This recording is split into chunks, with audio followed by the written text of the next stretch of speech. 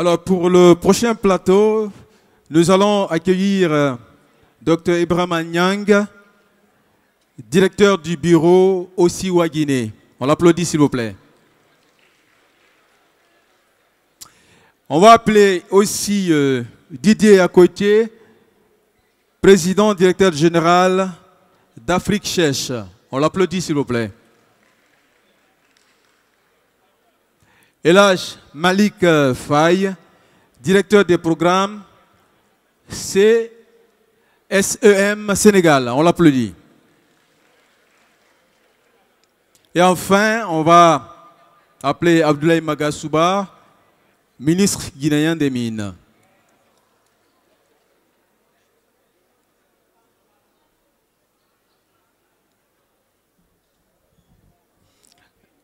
Alors, si les noms cités sont dans la salle, nous allons installer ce plateau des modèles de réussite.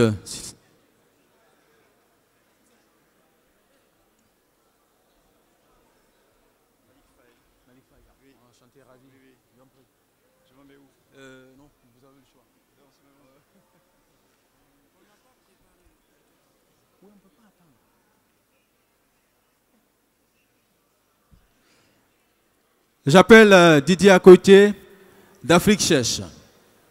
Merci.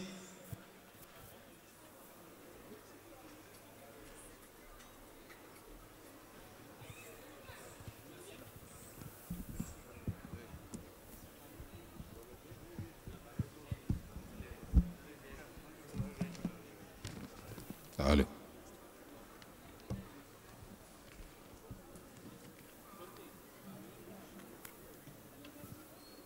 Alors, Dr Ibrahima Niang est là.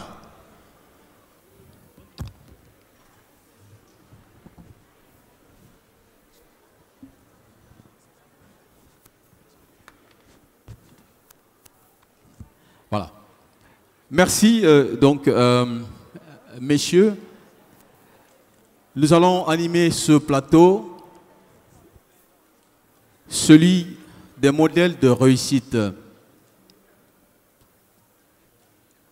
Je vais, messieurs, vous demander pour la première question d'intervenir sur le mot réussite.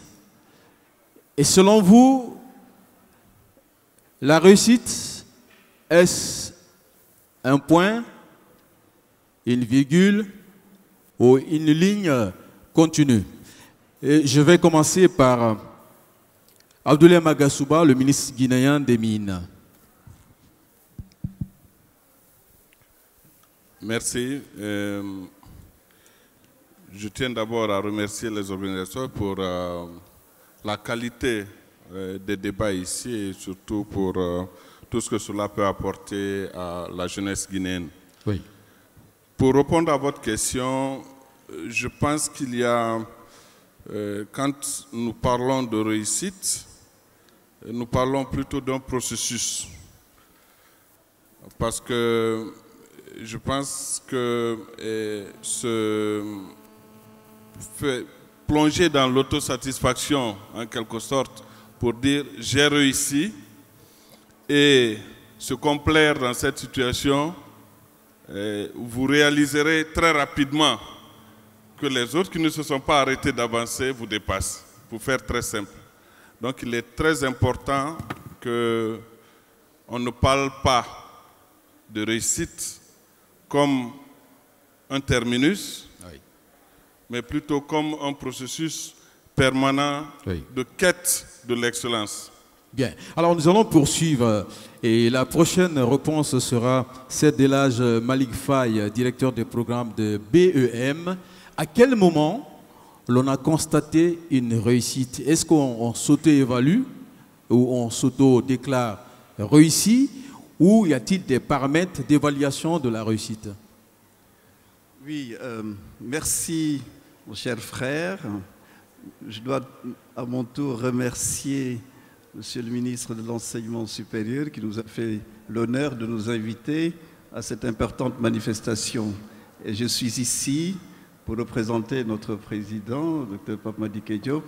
Et donc, comme vous l'avez dit, je suis le directeur des programmes et des accréditations de BEM Dakar. Et je recrute dans mon école, y compris des jeunes Guinéens qui ont beaucoup de talent. Alors, pour répondre à votre question, c'est une question un peu difficile, hein, parce que M. le ministre, mon précédent, l'a dit, mais je crois que la réussite, le plus important, c'est de ne pas en faire une fin en soi. C'est de ne pas non plus de vouloir réussir à n'importe quel prix. Je crois que tout dépend des objectifs que l'on se fixe et donc il faut les atteindre, ces objectifs. Maintenant, ça dépendra de chaque individu, mais moi ce que je crois beaucoup au talent. Mais seulement, je ne conçois pas le talent comme un don qui tombe du ciel comme ça, où on est talentueux. Je ne crois pas à la réussite spontanée comme ça. En revanche, je pense que ce qui est important de dire à nos jeunes, c'est que le plus important dans la vie, c'est la culture du travail. C'est cette rigueur, c'est cette recherche, cette quête permanente de l'exemplarité. Mon prédécesseur parlait d'excellence, je ne vais pas y revenir, moi je parlerai d'exemplarité. Et je pense qu'on peut mesurer, il ne faut pas s'auto-évaluer, on ne peut pas décréter comme ça qu'on a réussi. Je crois que le plus important, c'est d'avoir la reconnaissance de ses pairs. C'est d'être reconnu comme étant quelqu'un d'exemplaire, quelqu'un qui a toujours fait les choses de façon sérieuse, de façon rigoureuse. Maintenant, je conclus en disant que je crois beaucoup au talent, mais je crois plus au travail, et le talent cesse quand le travail cesse. Merci. Alors, vous représentez une école qui forme en gestion, en commerce, mais aussi en management. On va y revenir, vous auriez l'occasion de parler de votre institution. Je vais permettre à Dr Ivra Manyang de répondre à la question. Qu'est-ce qui mène à une réussite, selon vous?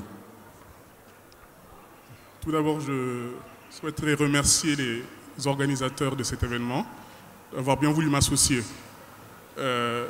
Remercier mes co-panélistes, Monsieur le ministre, Mesdames et Messieurs. Alors, comme mes prédécesseurs l'ont dit, la réussite, c'est un processus.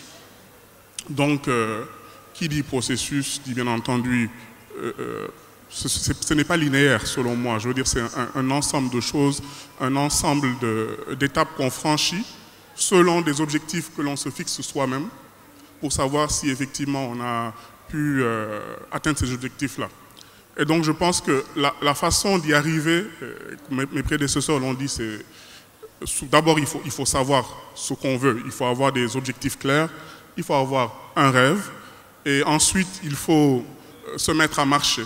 Il ne faut pas juste rêver, il faut, tout en rêvant, avoir les pieds sur terre et se mettre à marcher. Donc, dans l'effort, le travail, les partenariats avec d'autres personnes, essayer d'apprendre d'autres personnes et se mettre en perpétuel mouvement. Essayer de se remettre en question à différentes étapes. Et puis, voilà, c'est dans le mouvement qu'on atteint ces objectifs. Et donc, pour moi, la réussite, c'est quelque chose d'abord de personnel, en fonction d'objectifs qu'on se fixe dès le départ. Voilà. Didier à côté, les premiers l'ont dit, la réussite, c'est un processus. Ça veut dire que quitter d'un point à l'autre. Et il y a un premier point.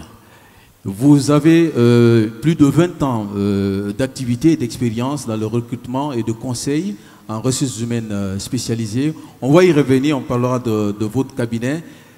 Dites-nous, Didier à côté, cette ligne de départ, comment la définiriez-vous? La ligne de départ vers la réussite. Alors, bonjour à tous et merci effectivement pour l'invitation. Enfin, je pense que la réussite, c'est d'abord un accomplissement personnel. Ça peut être, est-ce que je fais du bien aux autres? Donc, en termes d'accomplissement personnel, je fais du bien aux autres, donc je pense avoir réussi.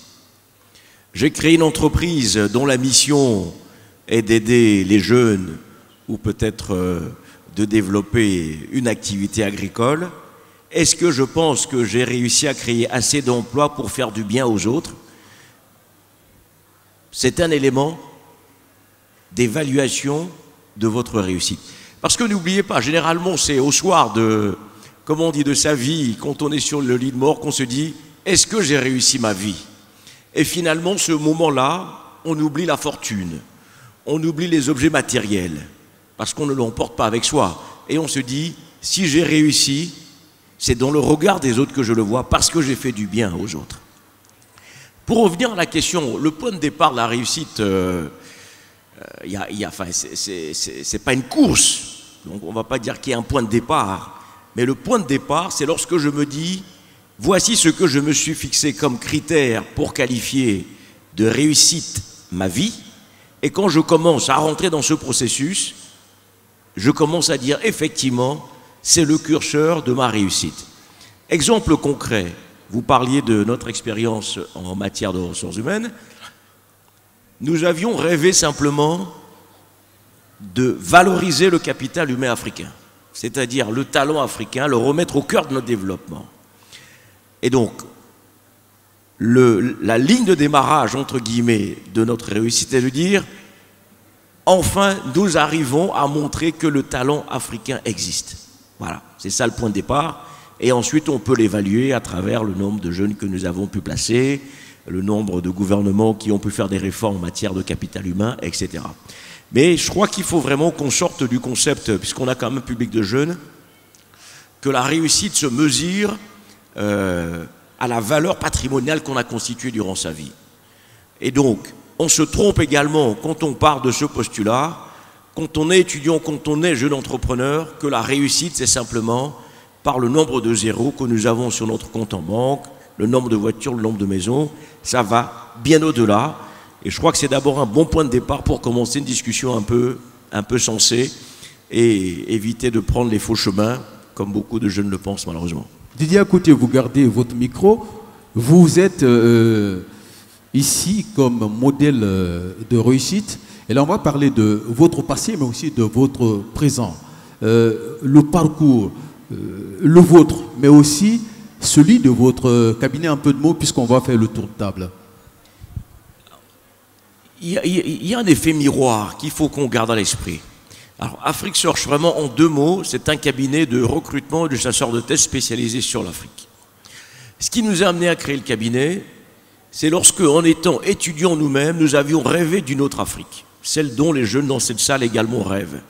Et on s'est dit, on ne peut pas réaliser cette Afrique si on ne remet pas les hommes et les femmes au cœur de ce processus. Donc nous sommes partis d'un rêve et donc d'un militantisme simplement associatif pour en faire une entreprise. Donc, regardez ce qui vous passionne, c'est le point de départ, et essayez de le transformer éventuellement en entreprise en développant d'un projet. Donc, Afrique Search, c'est d'abord une mission, une vision de l'Afrique qui se transforme en entreprise.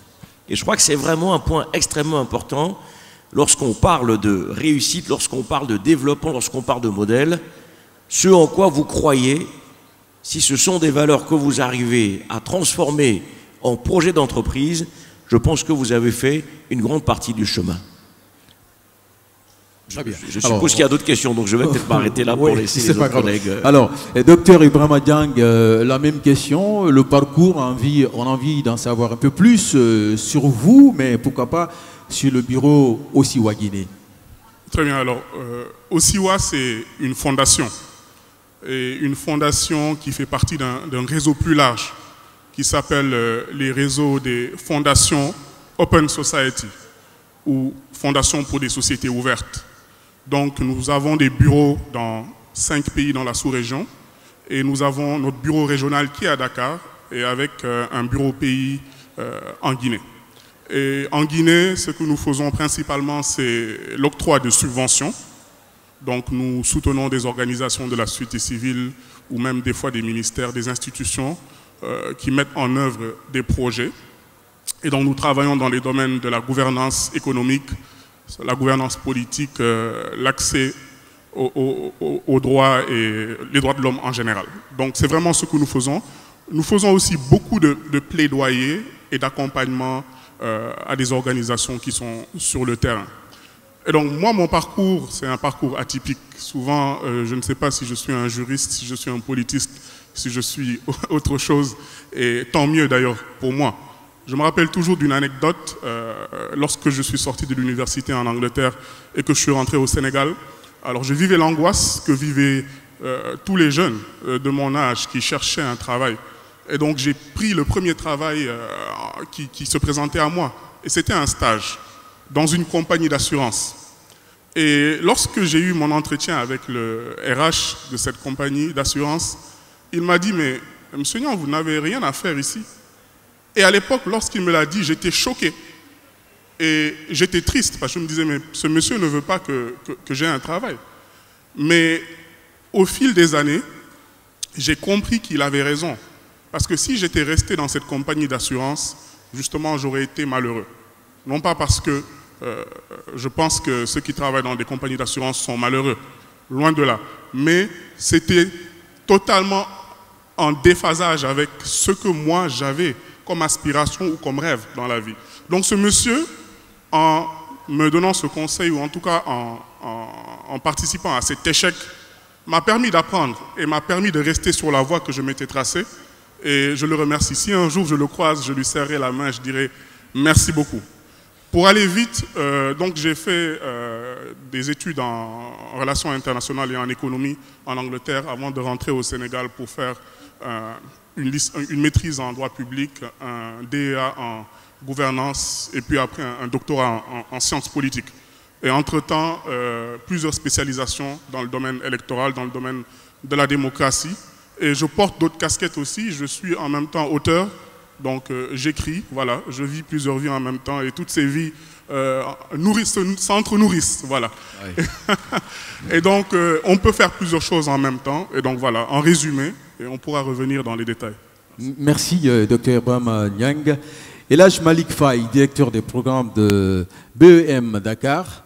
BEM France, 130 ans d'existence et BEM Dakar c'est depuis 2008. On va en parler avec vous.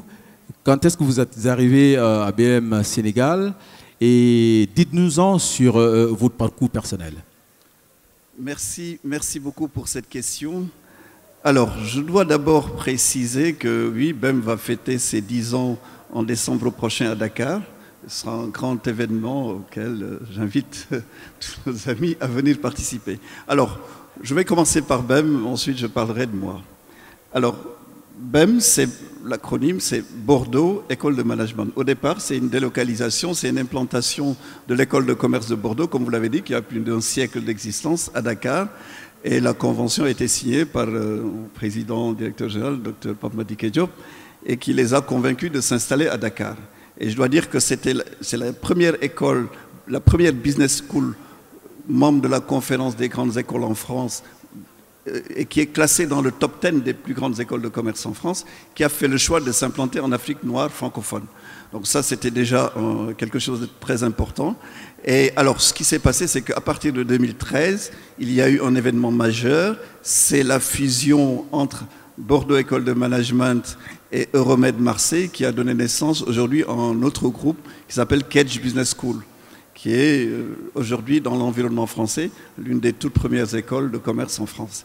Et donc, à la suite de cette convention, effectivement, il y a eu des programmes qui ont été délocalisés à Dakar, notamment le Kedge Bachelor, qui est un programme visé par l'État français, mais à côté, nous avons conçu des programmes tels que l'IMP, qui sont des programmes d'inspiration africaine. Bon, alors, ça c'est l'aspect technique. Mais au fond, ce qui est le plus important, c'est la philosophie du projet. L'idée, c'était de faire en sorte de pouvoir former ce que j'appelle moi des iPods africains, des jeunes Africains à haut potentiel, et de les inscrire dans un environnement de performance où on prépare les diplômes les plus prestigieux en France, et leur donner cette possibilité de le faire en Afrique. Parce que vous avez tous compris qu'aller en France, à un moment donné, est devenu un parcours de combattant, c'est extrêmement difficile. Et donc, premier objectif, c'était ça. Deuxième objectif, c'était de contribuer à l'émergence de cadres, de managers africains qui vont contribuer efficacement au développement de nos économies parce que nous en avions besoin. Parce que vous savez qu'il y a très peu d'écoles de management en Afrique. Et nous savons aussi qu'il faut ces profils-là pour participer au développement des entreprises. Ça, c'était le deuxième objectif. Et le troisième objectif, enfin, c'était de créer un nouvel état d'esprit et d'amener les jeunes Africains à comprendre que nous n'avons rien à envier aux autres. Nous sommes tout aussi capables, et voire même plus capables que dans certains domaines.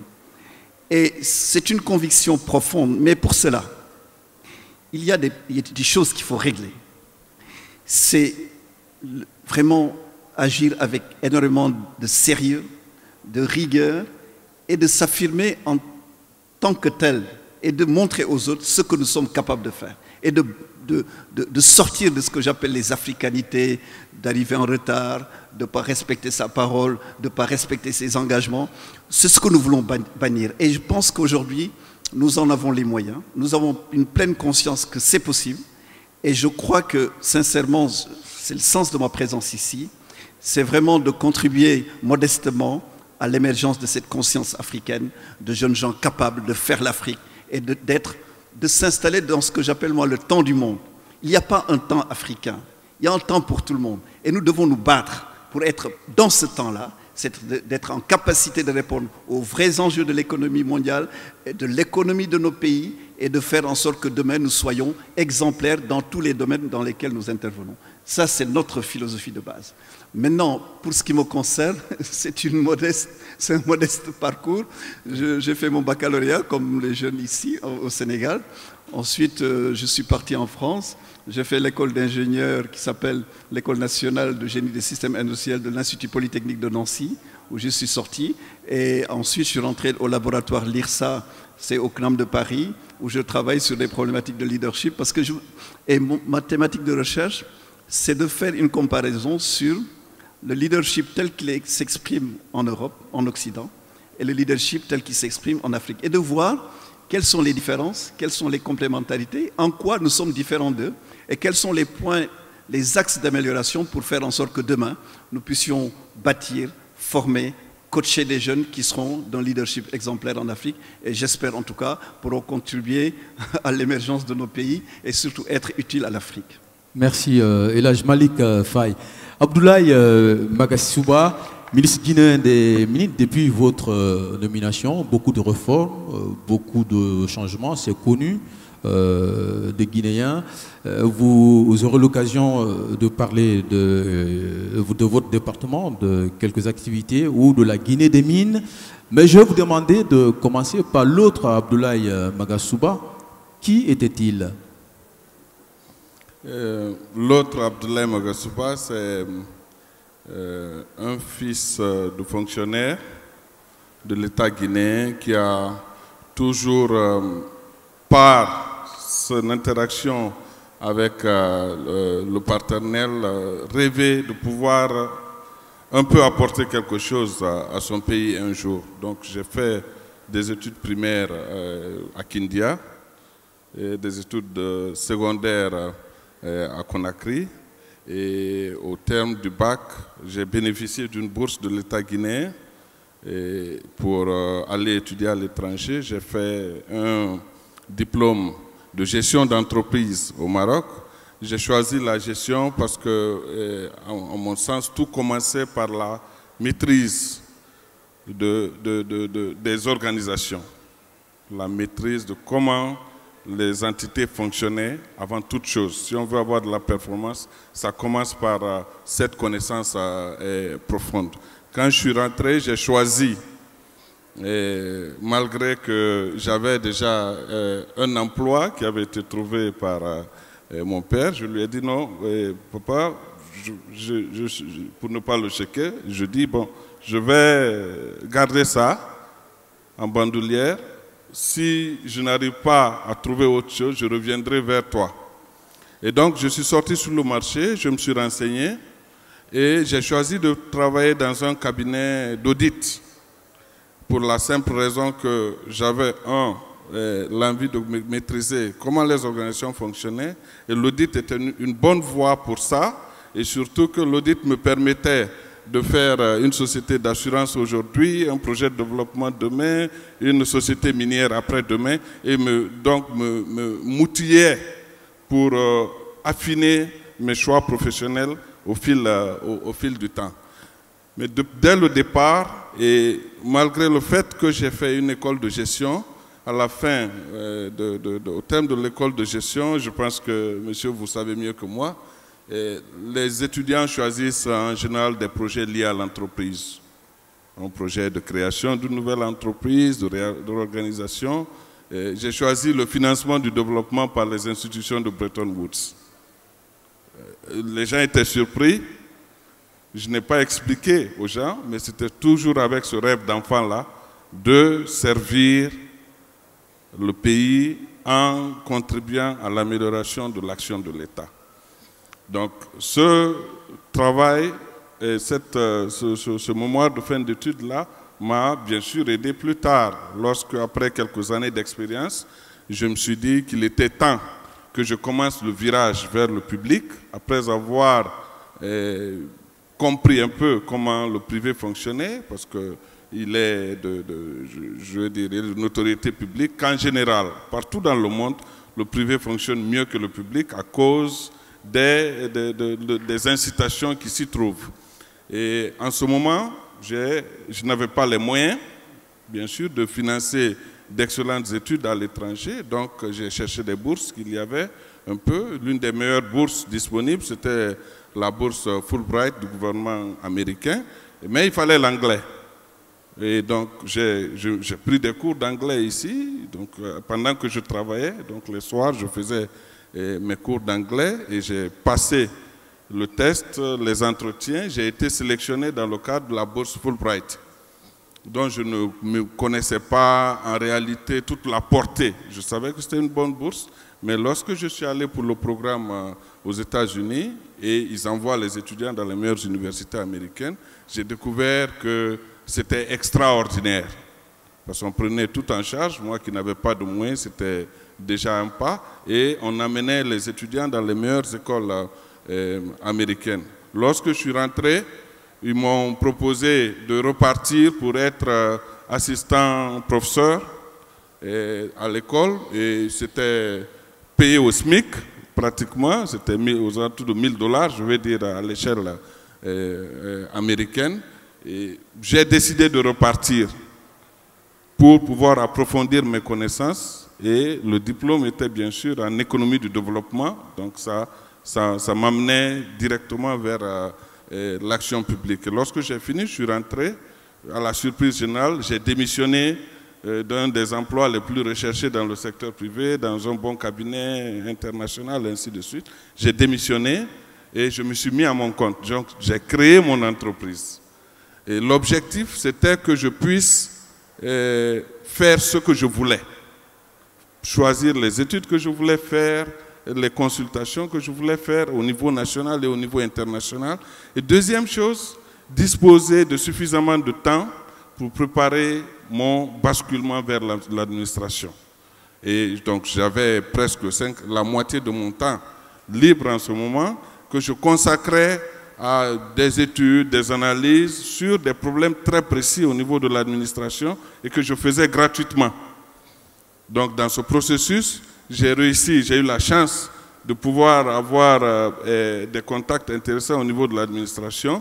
Les gens ont commencé à apprécier le travail que je faisais gratuitement pour l'administration, et j'ai eu la chance, au terme de cette période-là, d'être repéré par le président Alpha Condé, qui, dans sa logique de rajeunissement des hautes fonctions de l'administration, m'a d'abord confié le bureau de suivi d'appui à la présidence, où j'étais en charge du suivi des projets prioritaires du président de la République, essentiellement dans le secteur minier, dans le secteur agricole en partie, mais aussi et surtout dans le secteur de l'électricité. J'ai fait mes armes là-bas, j'ai commencé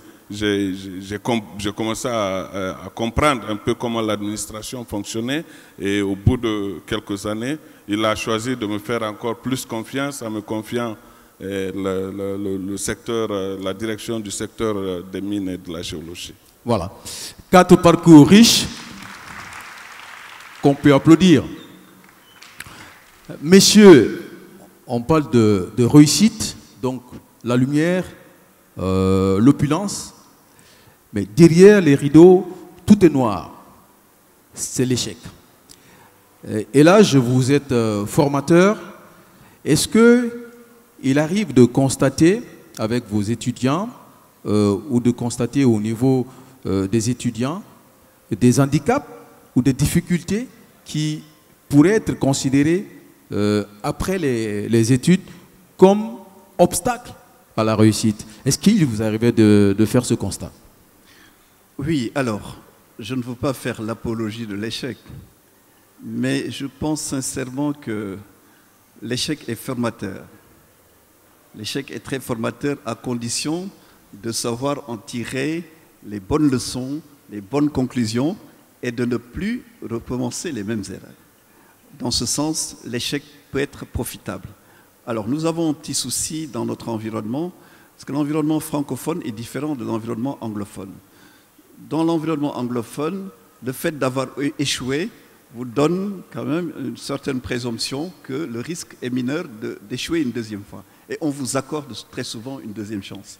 Or, dans notre environnement francophone, l'échec est souvent condamné, on se relève difficilement d'un échec. Et ça, c'est un tort. Je pense qu'il faut être attentif, il faut prendre les précautions pour ne pas échouer, mais si jamais cela arrive, ce n'est pas la fin du monde. Il faut avoir une capacité de résilience, il faut avoir la capacité de se refaire et d'aller de l'avant. Et en ce sens, l'échec peut être bénéfique. Maintenant, nous, par rapport à mon expérience, effectivement, j'ai eu à prendre en charge beaucoup de jeunes Sénégalais, Africains. Et évidemment, les parcours sont... j'ai tout vu. Il y en a qui commencent difficilement, mais qui à la fin s'en sortent très bien. D'autres commencent très bien, mais se fourvoient dans des choses inexplicables. Mais en tout état de cause, ce qui est important, je pense, c'est d'avoir la volonté d'aller de l'avant. C'est de se donner les moyens d'aller de l'avant et ne pas se focaliser sur des erreurs antérieures et de se dire que demain peut être meilleur et forcément demain sera meilleur et se battre pour réussir. Alors, après, je reviens toujours à la question initiale. Alors, la réussite dépendra de chacun d'entre nous. À chacun sa réussite, si je puis dire. À chacun sa réussite. Mais ce qui est important, c'est que vous verrez qu'il y a un socle commun de la réussite. C'est le travail. C'est vraiment la volonté de faire les choses convenablement. Et vous pouvez faire l'analyse de tous ceux qui ont réussi. Vous verrez qu'à la base, ils ont enduré des choses, ils ont parfois échoué, ils ont travaillé, mais ils ont toujours cru en eux. La croyance en soi est une donnée fondamentale. Évidemment, nos sociétés ne favorisent pas forcément non plus. Nous sommes dans des cultures plutôt collectivistes, collectives si je puis dire. Mais alors là aussi, il faut que nous battions en bresse certaines tares de nos sociétés africaines. Il faut les dépasser et créer les conditions d'émergence de talents en faisant confiance en nos jeunes, en les préparant du mieux possible. Mais surtout, aujourd'hui, je crois, c'est de leur ouvrir la perspective de voir ce qui se fait à l'international. Aujourd'hui, moi, je ne peux pas me contenter de voir mon environnement sénégalais qui, pour moi, est très réducteur. Aujourd'hui, ma vision, c'est le monde. Il faut avoir une vision systémique du monde, comprendre comment fonctionne le monde et surtout comment fonctionnent les anglo-saxons. Parce que c'est eux qui dominent le monde. Et tant qu'on n'est pas rentré dans leur psychologie, tant qu'on n'aura pas compris leur façon de faire, leur mode de raisonnement, on aura toujours des difficultés en tant que francophone. C'est pour ça que je prône l'ouverture, vraiment, une ouverture internationale très forte. Mais il faut commencer par nous. Il faut aller au-delà de nos frontières. Pour moi, le Sénégal et la Guinée, je ne vois aucune différence fondamentalement. J'ai l'impression d'être à Dakar parfois. Donc il faut bâtir cette intégration, il faut faire en sorte de créer une mobilité entre nos pays, entre les pays proches et les pays plus lointains, et donner à ces jeunes les chances, toutes les chances de réussir et d'être compétitifs par rapport aux autres. Parce que la compétition se joue au niveau international et les talents vont se loger là où on rémunère le plus, là où on gagne le plus. Si on ne donne pas les capacités, la possibilité à nos jeunes de gagner des revenus suffisants, ils iront ailleurs. Ça, on ne pourra pas arrêter. On n'arrêtera pas la mer avec ses bras. Et quand je terminerai par les propos de notre ancien président Senghor qui disait au rendez-vous du donner et du recevoir, il ne faut pas aller les mains vides. Et les Africains doivent y aller avec leurs moyens, leurs capacités et leur façon de faire. Et là, Malik Faye.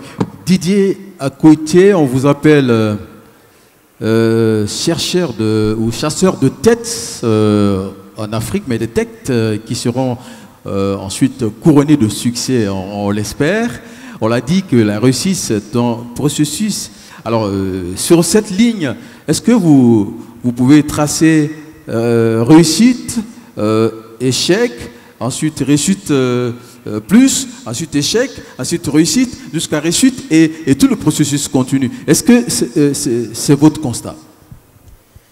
Alors, il y a deux manières de... Est-ce qu'on est tombé, on se relève, et puis on est reparti vers la réussite? Oui, il y a deux manières de répondre. Mais surtout, les histoires des entreprises sont ponctuées souvent d'échecs, mais on ne le sait pas. Hein. Et je suis sûr que tous les jeunes dans la salle connaissent Apple. Et l'histoire d'Apple, vous savez, c'est pas un mythe, c'est une histoire de jeune copain qui a commencé dans un, comme on dit, dans un garage, et puis qui s'est développé, qui est devenu une référence mondiale, mais avec beaucoup d'échecs. Et à 3 reprises, l'entreprise a failli disparaître. Donc de la même manière que les histoires des entreprises sont faites d'échecs, mais dont on tire des leçons pour le succès, c'est la même chose pour des cadres qu'on recrute, qui sont en entreprise ou qui créent leur activité. Et je vais l'illustrer rapidement par l'exemple d'AfriqueSearch. Quand nous avons commencé en 96, bon, j'avais déjà une dizaine d'années d'expérience, mais pas du tout en recrutement. J'avais fait une école de commerce, de 3e cycle, je travaillais en marketing, en stratégie, etc. Mais je n'étais pas un spécialiste du recrutement. Et en 96, quand on décide de démarrer AfriqueSearch, parce que je disais tout à l'heure, c'est pour formaliser une vision. Hein. Hierro Baldé, à l'époque, nous étions tous étudiants à Paris, avec une grosse foi dans l'Afrique de demain. Je n'étais pas spécialiste de recrutement. Mais nous constations que le marché offrait des opportunités aux cadres et diplômés africains pour aller travailler en Afrique. Et quand on a fait l'étude de marché, le marché était extrêmement porteur. Donc on a fait une simulation sur des chiffres qui étaient assez prometteurs. Mais en 96 jusqu'en 97, on a eu à peine 3 missions, alors qu'on en prévoyait une 50aine. Donc en réalité, c'était un échec. Mais simplement, compte tenu du fait qu'on s'était dit, il y a un marché potentiel, parce qu'on ne peut pas développer un continent sans les ressources humaines, sans les compétences, eh ben, on avait foi que le projet pouvait potentiellement se développer. Donc on a persévéré, on a revu un peu le modèle, mais ce qui pouvait être considéré comme un échec dans le parcours était finalement la meilleure courbe d'apprentissage pour remonter la tendance. Et je donne toujours l'exemple d'un avion. Vous savez, quand un avion s'apprête à décoller, il roule au début, il accélère jusqu'à ce qu'il puisse prendre son envol, et puis après il atteint sa vitesse de croisière. Et puis on est dans les turbulences. C'est la même manière. Les zones de turbulence, c'est la même chose que quelqu'un qui entreprend ou un cadre dans l'entreprise. Il va traverser ces zones de turbulence. L'essentiel, c'est qu'il ne crache pas. Parce qu'une fois qu'il crache, là, c'est un peu définitif. Et justement, quand on voit l'histoire des zones de turbulence où l'avion remonte, descend, mais suit toujours sa trajectoire jusqu'à bon port, jusqu'à l'atterrissage, c'est exactement la même image qu'un cadre ou un entrepreneur. L'essentiel, c'est vraiment d'arriver à décoller. Et donc, pour décoller, il faut pouvoir prendre l'accélération. Et donc, comme AfriqueSearch, on a poussé un petit peu, l'avion a démarré tout doucement, l'avion a un peu ralenti, et puis après, ça s'est accéléré, et puis ça a décollé avec les zones de turbulence. Donc, c'est pareil. Dans le cycle de réussite, hein, puisque c'est un peu ça le thème de la discussion, c'est que le cycle est ponctué de zones de turbulence qui peuvent être considérées comme des zones d'échec. Mais en fait, non, c'est vraiment les meilleures zones d'apprentissage. Et selon l'adage, on ne peut pas espérer aller au paradis sans mourir. Donc de la même manière, on ne peut pas espérer réussir sans avoir échoué un petit peu, parce que c'est vraiment, et mes prédécesseurs le disaient, c'est vraiment des échecs qu'on tire les leçons du succès, et donc ne jamais considérer que l'avion va s'écraser, mais que c'est simplement des zones de turbulence qui permettent d'en ressortir et de trouver sa vitesse de croisière. Voilà. En clair, on peut dire qu'il ne faut pas avoir peur d'échouer, parce que l'avion peut faire le crash, et souvent, il y a des survivants. Hein? Allez, on va prendre quelques questions dans la salle. Un conseil, des questions sur le profil des modèles de réussite, des questions sur comment réussir. Sinon, il s'est revenu pour rien. Donc, profitez-en, on va prendre la première question. Oui.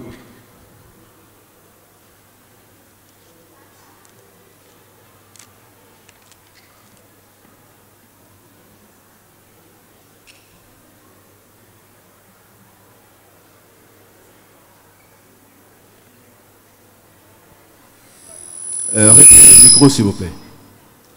Allez-y. Allô? Bien. Bonjour à tous. Je suis Mamadou Yaya Baldé, président de l'amicale des élèves étudiants et stagiaires guinéens au Sénégal. J'ai pu être là d'abord grâce à l'abnégation de Monsieur le ministre de l'enseignement supérieur et de la recherche scientifique, M. Abdoulaye Yero Baldé, qui a facilité mon déplacement pour venir représenter les étudiants guinéens du Sénégal à ce forum. Monsieur le ministre, merci pour votre réactivité, pour votre disponibilité. Les étudiants guinéens du Sénégal observent ce que vous faites, les réformes, tout ce que vous êtes en train de faire, les efforts, nous vous soutenons. Ça a été un plaisir pour nous de venir prendre part à ces travaux. Depuis hier, je suis là, j'ai beaucoup appris. Nous allons continuer. Alors, je voudrais juste très rapidement, si vous permettez, placer un mot. Bon, je n'aime pas trop parler de moi, mais je considère que j'ai un petit parcours que je pourrais partager avec mes collègues, mes camarades étudiants guinéens et qui sont restés au pays. Je dois dire que moi j'ai eu mon baccalauréat ici en 2010. J'ai été 74e de la République, option sciences sociales. Après ça, j'ai fait 2 ans à l'ISUC de Kountia. J'ai eu un concours organisé par le CESTI de Dakar, ici à l'INRAP de Donka. Après, je suis allé, j'ai fait 3 ans au CESTI. Bon, j'ai eu ma licence, j'étais major de ma promotion, option télévision. CESTI de Dakar, c'est connu, c'est à l'Université Cheikh Anta Diop de Dakar. Après ça, j'ai pu me battre avec la fondation politique allemande Konrad Adenauer, qui est d'ailleurs en face du bureau de Osua, au Sénégal. De là, aujourd'hui, bon, j'ai pu être élu président de l'amicale des élèves étudiants et stagiaires guinéens au Sénégal. Si j'ai rappelé tout ça, c'est pas pour parler de moi. Il y a beaucoup de parcours plus élogieux, voilà, d'ailleurs des étudiants, des gens qui ont réussi plus.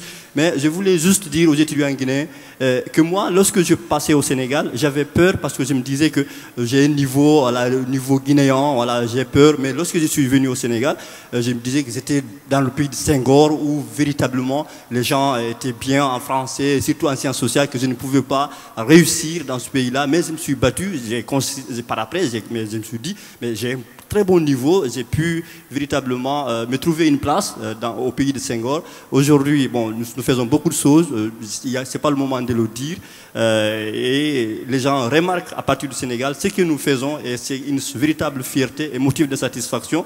Ils se disent, mais ils sont parfois étonnés de voir que ce sont des Guinéens qui ont fait l'essentiel de leurs études en Guinée.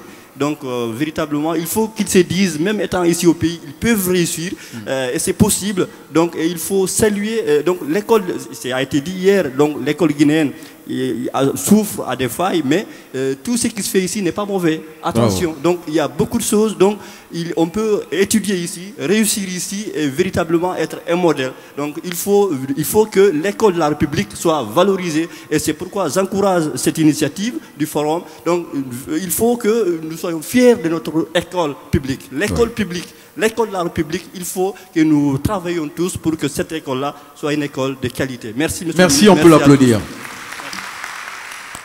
Maintenant, on va prendre la première question.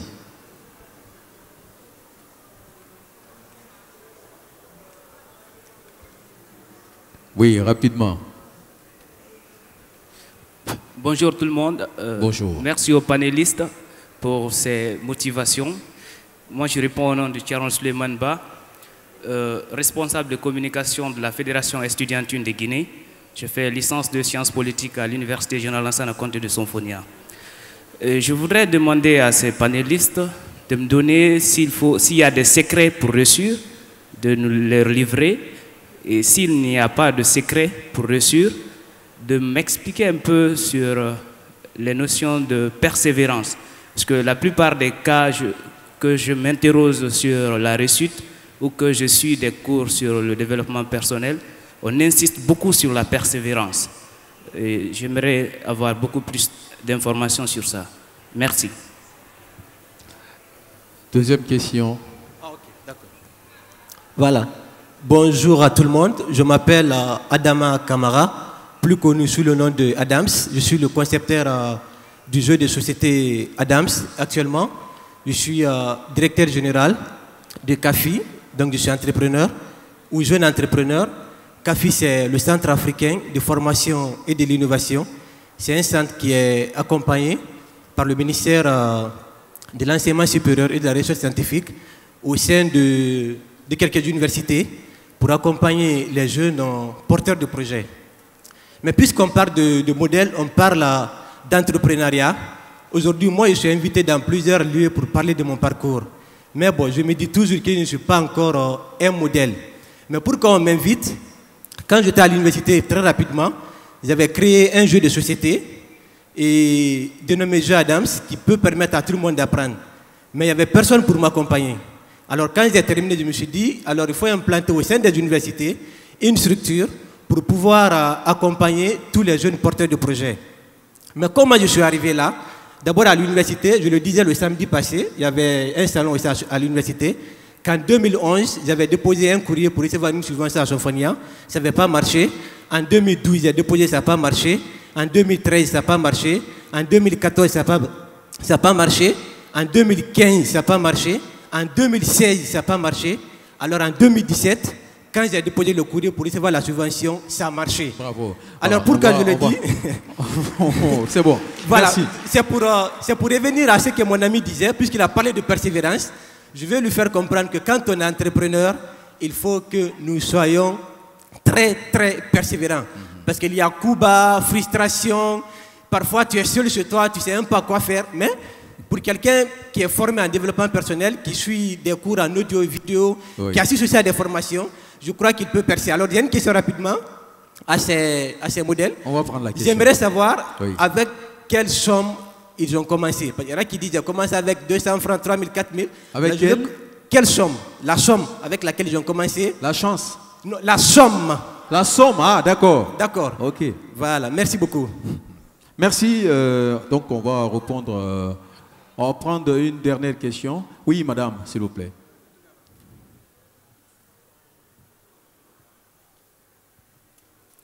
Je vous remercie beaucoup. Je suis enseignante-chercheur à l'Université Générale Lansana Conté de Sonfonia. Je viens de prendre au fil ces modèles de réussite-là. J'aimerais poser une question particulièrement aux politiques qui est devant nous là. Je m'adresse à monsieur le ministre des Mines et Géologie. Oui. J'ai bien compris les modèles de réussite sur le plan privé, sur le plan de l'entrepreneuriat. J'aimerais que monsieur le ministre puisse nous dire quel est le rôle du politique dans le support et la visibilité des modèles. Quel est le rôle que le politique peut jouer pour la visibilité des modèles? Voilà. Merci, merci madame. Donc c'est monsieur Bagasouba qui va répondre à cette dernière question. Monsieur le ministre.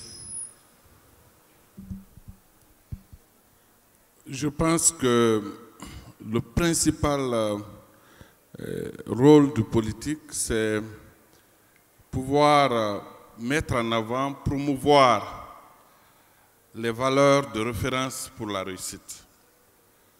Que le travail soit reconnu à sa juste valeur, que la persévérance soit reconnue à sa juste valeur, que l'intégrité soit reconnue à sa juste valeur, et cela va avec un système des politiques qui systématisent en quelque sorte les sanctions positives ou négatives dans la plupart des cas. Un exemple très précis, si nous voulons combattre, si nous voulons promouvoir l'intégrité, pour que cette valeur-là qui est une valeur cardinale pour la réussite, pour que cette valeur-là soit reconnue au niveau national, l'un des meilleurs moyens, c'est l'application effective de la nouvelle loi de lutte contre la corruption que nous venons d'adopter. Oui. Si nous voulons reconnaître le mérite, il y a des choses très simples que les ministres dans le secteur de l'enseignement ont commencé à réactiver. C'est simplement de, je dirais, féliciter publiquement, de récompenser publiquement les meilleurs de la République. Et ça, ça crée une certaine émulation et ça permet aux valeurs cardinales nécessaires à la réussite d'avancer, pas seulement dans l'administration, pas seulement dans les entreprises, mais dans toute la société guinéenne. Je vous remercie. La promotion de l'excellence. Merci, monsieur le ministre. Y a-t-il un secret pour réussir? La question est pour Elhadj Malick Faye. Oui, merci, monsieur. Alors, je pense que c'est Tierno, si vous permettez, qui a posé la question sur le secret, la réussite. C'est bien ça, hein? Bon, je ne vais pas vous dire le secret, parce qu'un secret, par définition, on ne le divulgue pas. Mais en réalité, il n'y a pas de secret. Il n'y a pas de secret pour la réussite. La réalité, c'est que pour réussir, il faut travailler sérieusement, il faut y croire, il faut se donner les moyens d'y arriver. C'est tout. Il faut cette culture du travail. Et cette,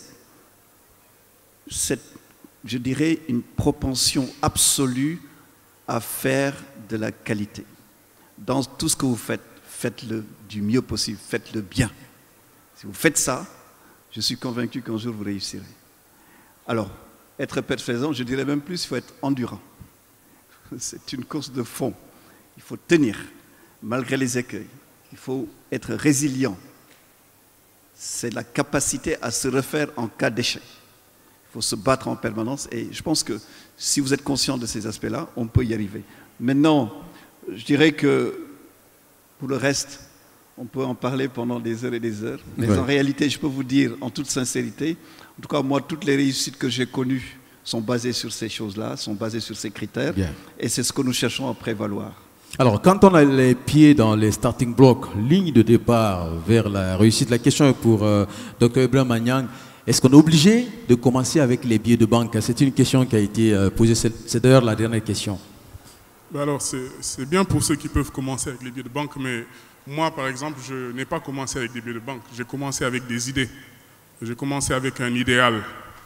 Et pour moi, je pense en fait que c'est le plus important. Le plus important, c'est d'avoir un objectif dans la vie. C'est de savoir là où on veut aller, d'avoir déjà une vision. Et si vous vous armez de toutes les autres valeurs que mes prédécesseurs ont décrites ici, vous pourrez aller loin. Et ça me donne un peu l'occasion aussi de revenir sur la persévérance. Parce que je pense que pour pouvoir aller de l'avant, pour pouvoir réussir, il faut apprendre de ses échecs. On l'a dit tout à l'heure. Mais en apprenant de ses échecs, il faut pouvoir le faire avec beaucoup d'humilité et de se poser les bonnes questions au bon moment, et surtout essayer de travailler sur ces aptitudes qui nous permettraient de pouvoir atteindre notre objectif. Il ne sert à rien d'avoir trop de connaissances et pas d'aptitudes. Aujourd'hui, il y a beaucoup de jeunes que moi je rencontre qui me disent, voilà, je souhaiterais travailler dans tel domaine, j'ai des connaissances générales en sciences sociales, etc. Mais lorsque vous leur demandez, est-ce que tu sais faire un budget? Non. C'est vrai que ça s'apprend. Est-ce que vous avez des capacités organisationnelles? Non. Est-ce que vous savez utiliser l'ordinateur? Est-ce que vous pouvez utiliser tel ou tel logiciel? Vous dites que vous voulez être comptable. Il faut développer des aptitudes. Et ce sont ces aptitudes-là, justement, qui vont jouer dans la balance, peser dans la balance. Au moment où il faudra des fois faire un choix entre deux personnes. Travaillez aussi sur ce qui fait votre valeur, ça veut dire ce qui fait votre valeur ajoutée en tant que personne. Et je pense que si vous vous posez les bonnes questions et que vous acceptez de travailler, de vous former et de bien vous former, vous avez toutes les chances d'écrire votre propre histoire. Moi, je ne crois pas trop au modèle tout fait de réussite. Je pense que chacun a la possibilité d'écrire sa propre histoire. Et si, au bout du compte, on estime que soi-même on a réussi, pour moi, c'est une réussite totale. Bien. Alors, dernière question pour chacun des modèles ici. Si vous devriez, là je pose la question, si vous devriez donner une partie de vos différentes réussites aux jeunes qui sont dans la salle pour qu'ils soient influencés à partir de la minute, ça serait laquelle? On va commencer par Didier à côté. Merci. Non, moi j'ajouterais simplement qu'il faut être un peu fou et un peu sourd. Fou, ça veut dire que généralement on est seul à croire dans son rêve. Et donc, vous allez avoir beaucoup de gens qui vont vous dissuader. D'où la partie, il faut être sourd. Et je rejoins un autre camarade. Les gens ont dû vous dire, quand vous avez déposé en 2013, ça n'a pas marché. 2014, arrête, ça ne va jamais marcher. Vous avez été un peu sourd, un peu autiste, en vous disant, je ne les entends pas, je continue, parce que dans mon rêve de folie, je pense que je vais y arriver. Donc je crois vraiment qu'au fond de vous, il faut avoir ce brin de folie et ce brin d'autisme pour ne pas écouter les voix qui vous découragent.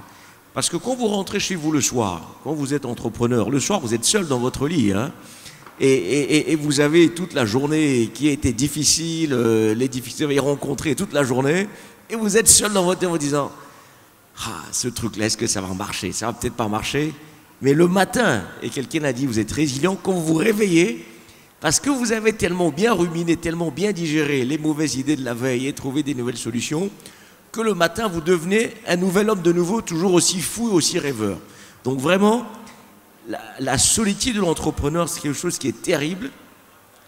Et donc, un brin d'autisme, un brin de folie réaliste, ça vous emmène loin généralement.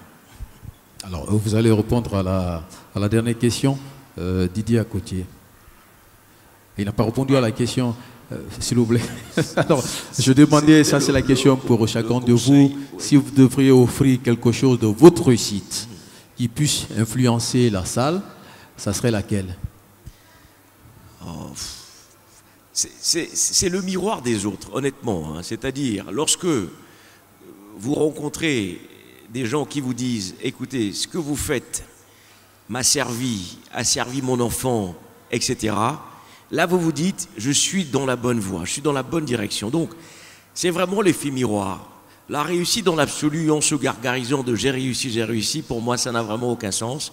Mais c'est vraiment le miroir des autres qui vous permet de vous dire « Je suis dans la bonne voie, je peux continuer. » La même question pour Dr. Bramagna.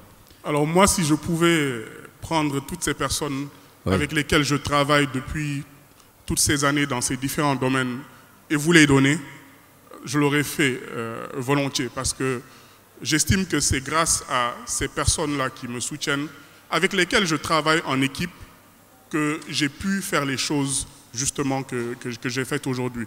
Et donc je vous conseille de vous entourer des bonnes personnes, des personnes positives et des personnes avec lesquelles vous pourrez travailler parce que vous ne pourrez pas atteindre certains de vos objectifs si vous ne travaillez pas en collaboration avec les autres. Donc il faut une équipe, il faut des équipes.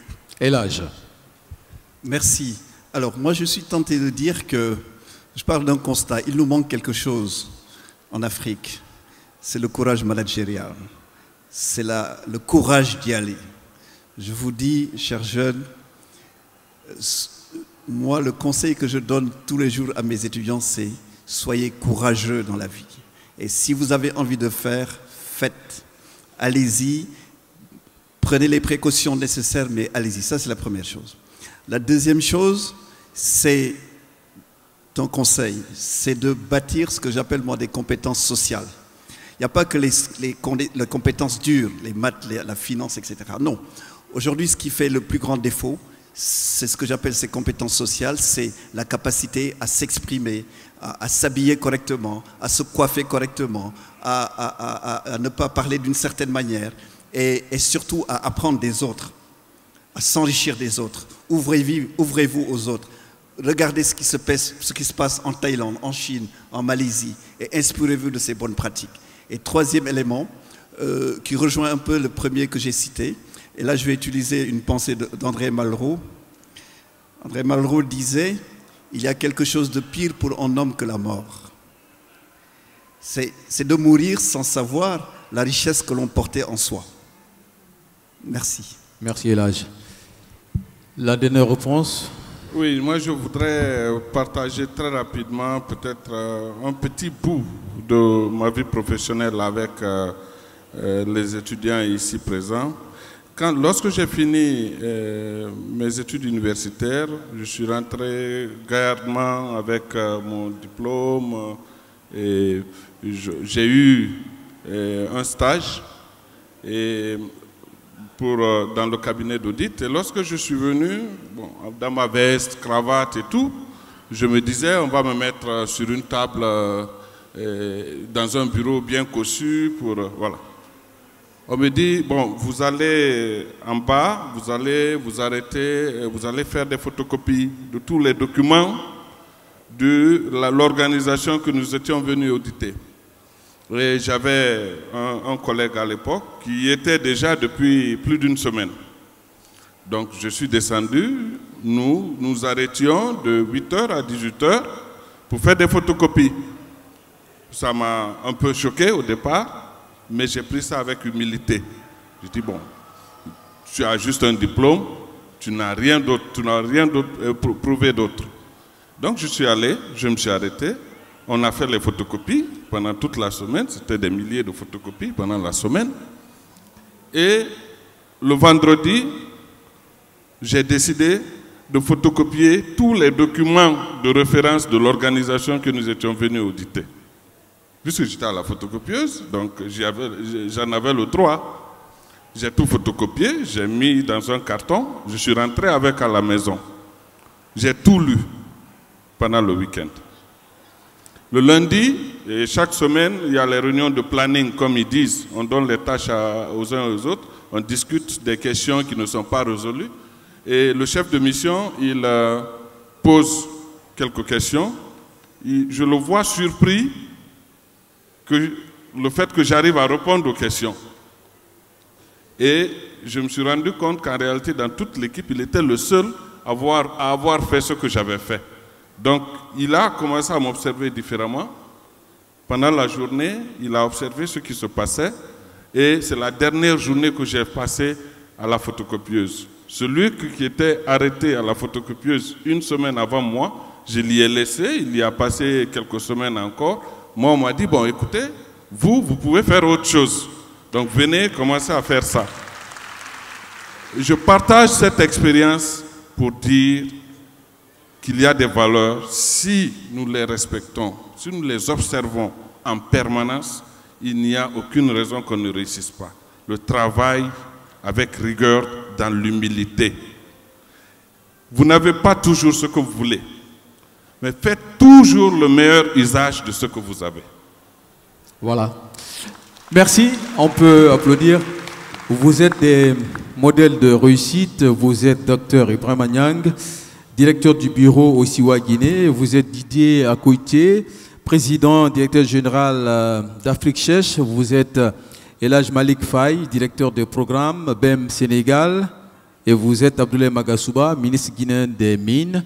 Merci d'avoir répondu à mes questions, mais aussi à celles de la salle. Ça a été un grand plaisir de partager ce plateau. On peut les applaudir. Merci.